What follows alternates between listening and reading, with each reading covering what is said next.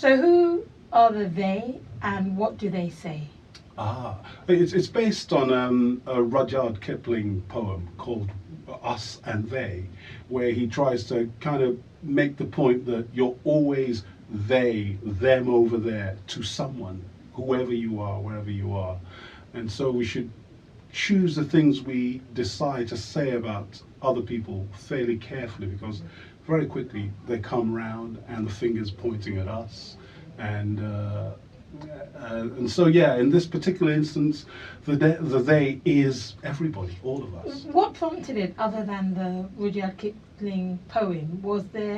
Is it a particular time, the era that we're in, and the kind of, I mean, there's an era of a lot of nationalistic pride. We hear of political leaders saying things that we would rather they didn't say, the kind of racism that comes out of the mouths of, presidents, be it Donald Trump, be it, comments that are made by Philippines Duterte. Is it that prompted that? It's absolutely that. It's absolutely that. It's this sense that all of a sudden we're moving where the norm was, out of its place, and putting all of this kind of sentiment and feeling and statement about the world in the center.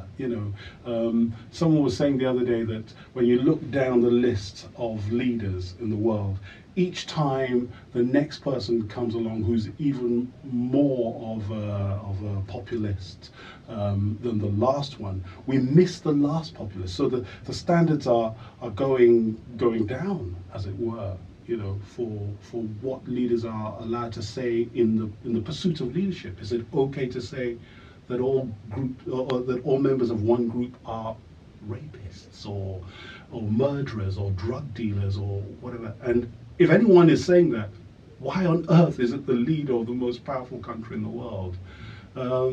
So these are all the things that kind of made me want to kind of write about what I was seeing, rather than go off and write songs about love, because it just would have felt dishonest. However, you do have a couple of songs about love in this, but I wonder, it seemed to me as I was listening, there's a theme to this album, and there seemed to be more of an overtly political theme to this that I haven't really noticed in your previous albums, which have been about identity, about love, about finding yourself, about other people finding themselves. Is that right to say that? Absolutely, and even the love songs on this album are making a quote-unquote political point.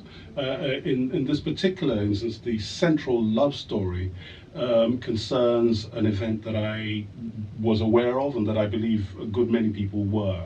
And the facts of that specific case, which I've tried to write into the song is called Ballad of the Star-Crossed. The facts of that particular situation was a young man was stopped by the officers of the law. His wife was next to him. He was trying to make the case for the fact that he was just going somewhere. I don't know, is my tail light broken or whatever it is, and he was shot. So this is in America again, in the United States? In America. And his wife films it, and that whole story is unfolding, and as we reach the crescendo of the song, we realize that their 3-year-old child is on the back seat. And I just, this whole, so the love song is not a love song that celebrates love in the traditional way. The way in which it celebrates the love is when we hear the visceral, blood-curdling, cry of this woman to stop this thing unfolding, resuscitate her husband, shield her daughter's eyes from both the literal horror that's unfolding, but also the metaphorical horror that she's going to grow up in a world where something as profound as this can happen at the age of 3. So how is it that Ola Onobule, who grew up both in the UK and in Nigeria, who has made a name, you've made a name for yourself around the world as somebody who is a jazz singer in his element, you have your own style, is now singing about a lot of things happening in the United States. Do you also sing about Nigeria, or do you sing about matters in the UK too?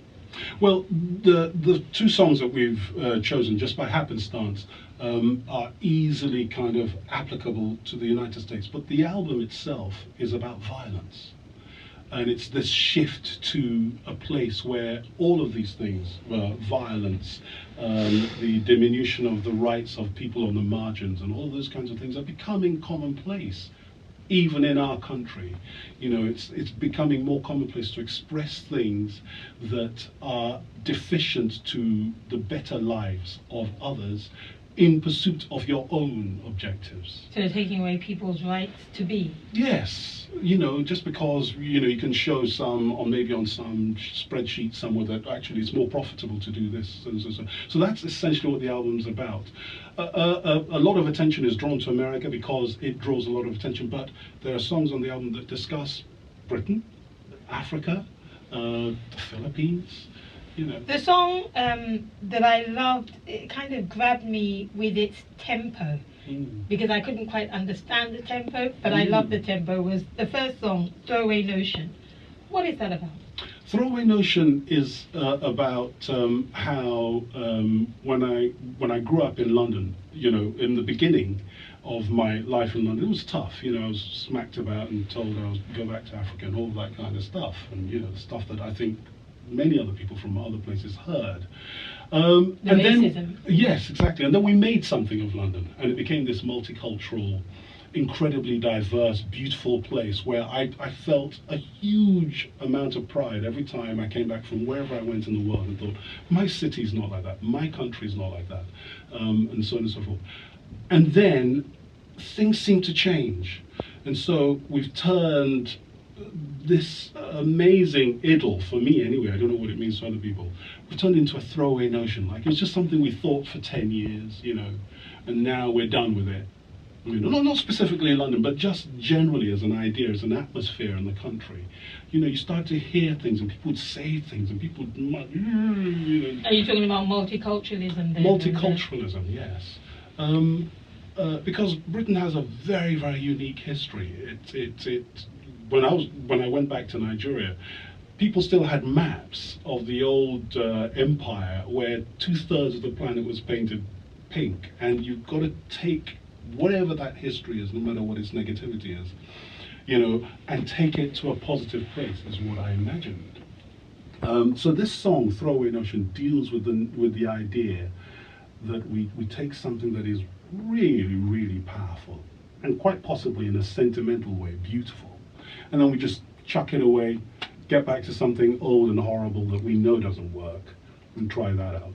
And I set the song to a South African township jazz kind of march and beat, because that just has an energy to it. I remember watching things when I was growing up, this kind of Sharpeville massacre type protests where people would do these Zulu-based marches, and so I remember that and looked some of those up and designed the song around that. Because it's quite unique. Now that you've said it, I can hear that tempo, even remembering old Ibitombi videos. Yes. And things like that, and seeing the kind of township, the gumboots, That's the it, dances yes. and stuff like that. I can see it.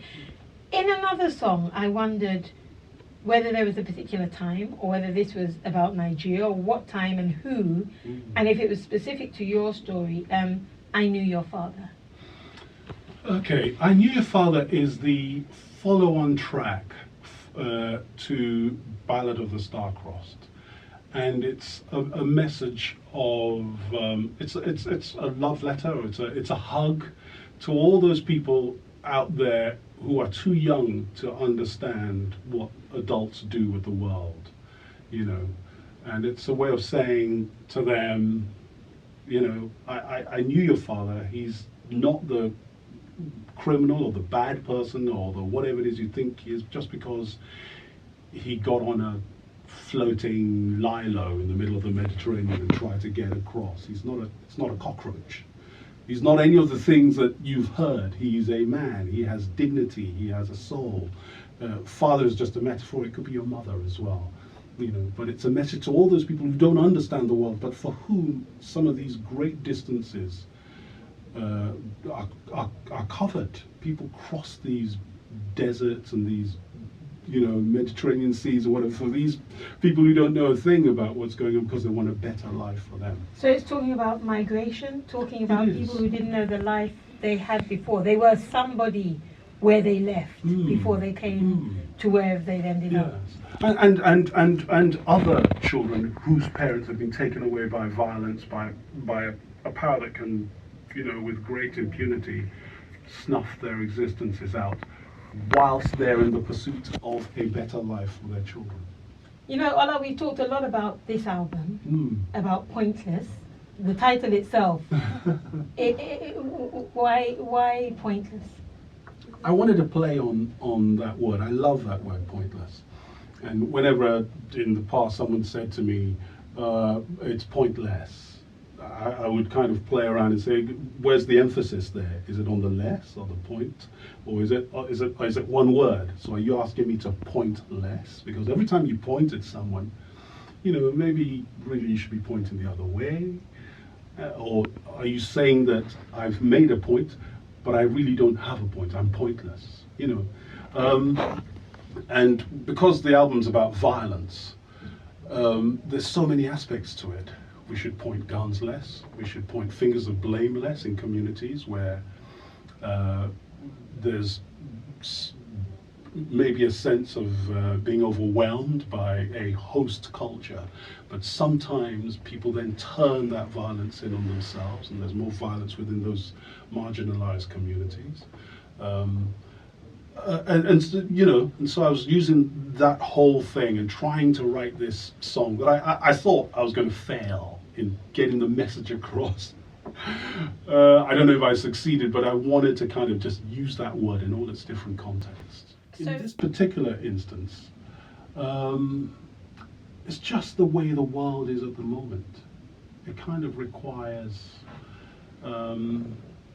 everyone to kind of say their bit, not be silent. And it would have felt very odd for me to talk about this and discuss the news with my friends, and then when I come to writing a song, say, yeah, girl, I want to love you down, or some puerile stuff like that. I mean, and your style has not changed, although the subject matter may have, but the fact that it's still jazz, especially in a world where Afrobeat is now, everybody wants to get a little taste, wants to have a collaboration with some Afrobeat artist. Has that ever been on your radar, even as a collaboration?